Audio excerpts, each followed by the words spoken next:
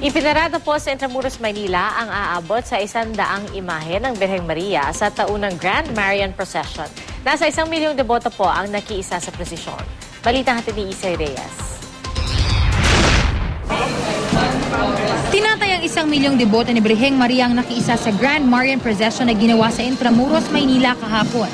Nagmistula itong isang masayang okasyon dahil sa dami at saya ng mga taong nakiisa rito.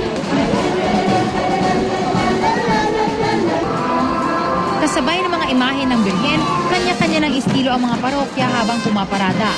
We celebrate this kind of celebration already since Spanish period.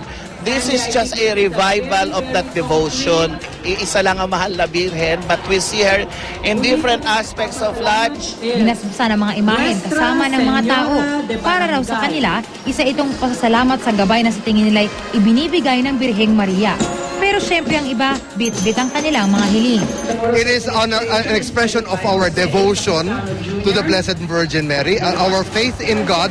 Every year when we go home, there is a renewed spirit. And you see, they're all dancing. Parang nakaka-connect ng puso sa puso. Masarap po sa aming kaloobang lahat.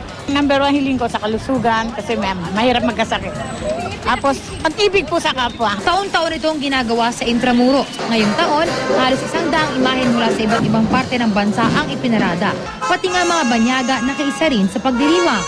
Yeah, really nice, and I really like the different Holy Mary statues. Yeah, really happy to see all the people and to see the people who are watching. Ang iba't ibang imahe ng Birhen, simbolo raw ng pagiging isang tunay na ina ng Birhen sa mga Pilipino, anuman ang estado ng buhay. Isay Reyes, GMA News.